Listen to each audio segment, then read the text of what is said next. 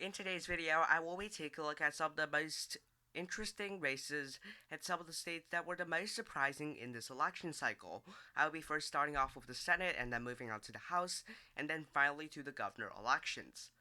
Now I'm going to start off the first surprising result I had with a surprise Washington. Now, Washington was always expected to go blue. I was not surprised by the fact that Patty Murray won. I was surprised that she won by nearly 400,000 votes. In fact, she was even able to win Clark County, a really competitive county. Now, it does say 70% in, but I'm assuming that's a mistake because basically all the counties say 70% in, and all the House districts say 70% in. So I am assuming that this is a mistake on the New York Times behalf. Regardless, it the results previously in the polls actually showed this race within single digits. I expected it to be within single digits. Even some Democrats expected it to be that, and some expected it to be within 7. But Patty Murray won by a very impressive 14-point margin, and Democrats down ballot actually flipped a likely a safe Republican race in this district over here. You can see that there's a lot of rural counties, but in the end, Democrats were actually able to win the district. They also held on to a competitive seat over the Seattle and the conservative region. That was also somewhat of a surprise. I had the Washington House at 6-4 for Democrats. Democrats not only did not lose that seat, they actually gained the seat, so it became 8-2, which I thought was surprising. The second state will be the state of Arizona. Now I did more or less on the final day think that Mark Kelly was actually going to win, but this margin was not anticipated. Mark Kelly won by more than 130,000 votes at the moment of this recording. Now, just the day after the election, so 24 hours after the election, Mark Kelly's lead was down to just 95,000 votes. So if you look at that, you thought that this race was going to be competitive. I also thought that, but it turned out the batches that came in favored Mark Kelly. That was a surprise. And now, with the final votes coming in, these votes are also favoring Mark Kelly, surprisingly, and it looks like that Mark Kelly will win by a likely margin in the state of Arizona. That was the contrast of last election, as Mark Kelly last time, he was leading by 7 in the polls, and he ended up winning by 3. This time he was leading by 4 in the polls, and he's actually outperforming. So for this third election, I will take a look at Pennsylvania. Now, you probably wouldn't be that surprised if you just really looked at the polling briefly, but if you look at it on the final day, I actually made a shorts video on that. Mehmet Oz took the lead by 0.5%. What does that really say, in my opinion? One thing that I think it really does say is that Mehmet Oz was going to win because Democrats at one point was ahead by 12 points. And on the final day, Republicans ended up squeaking by 0.5% in the polls. So it was really good for Mehmet Oz. Most Democrats were actually doing about this race, but Democrats ended up winning somehow because Mehmet Oz did not run it up in the rural areas, and it looked like that John Fetterman won by a pretty comfortable margin for such a competitive state. The third state, the final state rather, is the state of New York between Chuck Schumer and Joe Biden. Um, this race, I found surprising because the margin was actually close. Because Chuck Schumer last time had a 30-point plus margin, I believe. In the state of New York, he won a lot of the rural counties, a lot of these light red counties, some of these even pretty solid Republican counties. I'm pretty sure he won a couple of these 30-point Republican counties. Yet this time, he didn't even do that well in the New York City area. He won Queens with less than 70% of the vote. He did not win Nassau County. He lost Nassau. He lost Suffolk by a margin of 12%. That was not good for Joe. That was not good for Chuck Schumer. Now into the House elections. So into the House elections here, I also had a couple of surprises. The first one, obviously, Washington 2nd District. This race was not expected to be this competitive, and was certainly not expected to be a flip. I had this as a Republican plus Senate seat, and Democrats ended up flipping this. Another really interesting seat here, a similar story here. Lauren Boebert does look like to hold on to this seat, but it was still surprising. Adam Frisch was not a well-known name. Typically, people who challenge Lauren Boebert has some name recognition. Adam Frisch had nothing. He didn't receive much funding. He didn't really have a chance in most people's opinion. I had him down by 13 points in my final prediction. Guess what? Lauren Boebert's currently leading by less than 0.5%. If you look at the district analytics, it says that she's up by 0.3%. Although the margin's likely going to stay that way, Adam Frisch did very well in this race, and Lauren Boebert simply did not do well in that race. So, some other surprises in my opinion, Pennsylvania, I'm surprised that Matt Cartwright and Susan Wild held up in their races. Now, this wasn't as surprising as some of the other races, but I had both of them losing. I thought that because Pennsylvania was a state that was trending red, and this was anticipated as a red wave election, I thought Democrats were gonna lose both of those races. They won both of them. Yes, there's this PA first district that's filling in red that is in a Democratic area, but that's because Brian Fitzpatrick is really popular.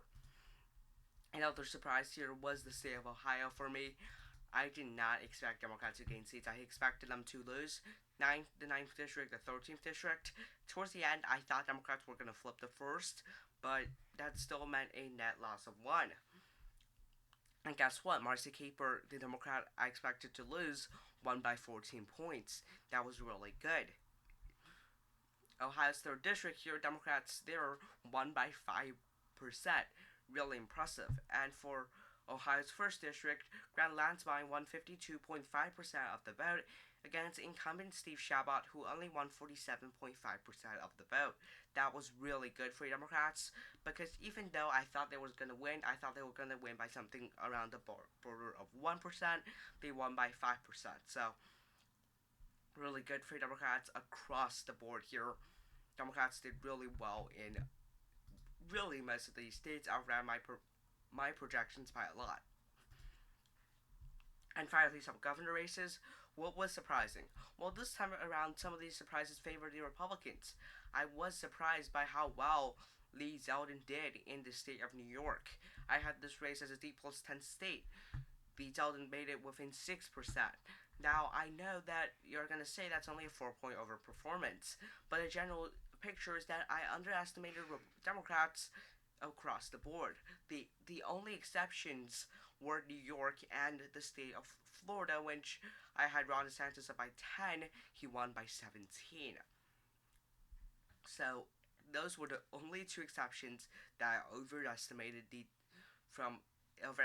the Republican Party. Those were the only two exceptions. Lee Zeldin did very well. He won Nassau County by 10%. He won Long Island by close to 20 points. He was really close to end up winning Buffalo and Rochester counties.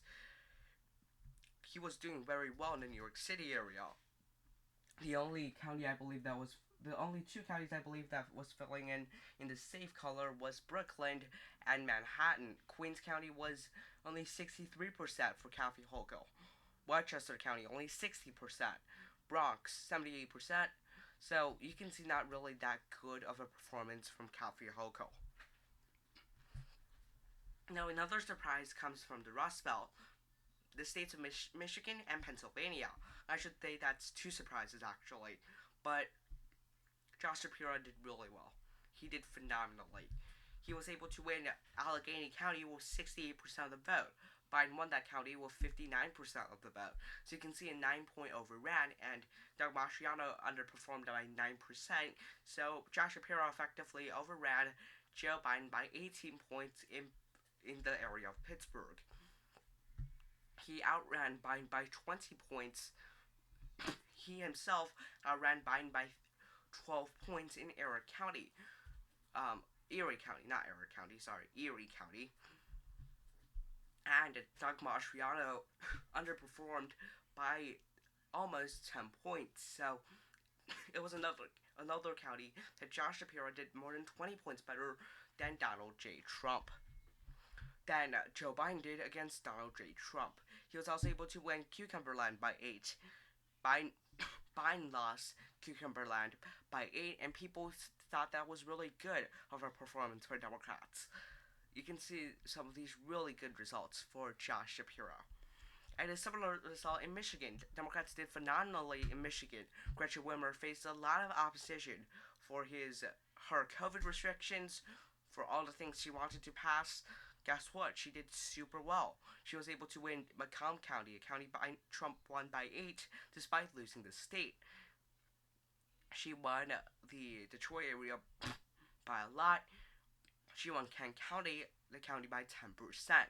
He won the what I call some of the rural counties. For example, she was able to win Eaton County. She was able to win Clinton County. She was able to win Isabel County. These are all counties that typically favor Republicans by quite a bit. Democrats actually won them by quite a bit. Not quite a bit, some of these, but they did win them. Eaton County went to Trump by 2. Gretchen Whitmer won by 10. That was really good for her. And finally, one more surprise in the state of Kansas. Kansas was a deep red state, and I thought that Derek Schmidt's popularity would be able to get him the state. No, he lost by almost 20,000 votes again, which is embarrassing to a certain extent. You see, Laura Kelly lost the rural areas by a lot, although not as much as Biden or Clinton, of course. She although outran Biden by a lot in the suburbs. I still didn't think it was going to be enough. I think that the rural areas was going to turn out for Derek Schmidt. Well, apparently they didn't vote for Laura Kelly, but they didn't vote for Derek Schmidt either. I think the Kansas presidential election, I'm not super sure, had like 1.5 million votes. This election had less than 1 million. So there was a steep underperformance in terms of voter turnout, and barely any of the Biden voters did not turn out for Kelly, but many of the Trump voters were just not super excited of Schmidt, or they thought that they could accept Laura Kelly or Derek Schmidt, so they didn't actually vote, and that really hurt the Republicans. Anyways, thank you for watching today's video. Be sure to like and subscribe to our YouTube channel. I make analysis videos like this. Thank you for watching. Have a nice day. Bye.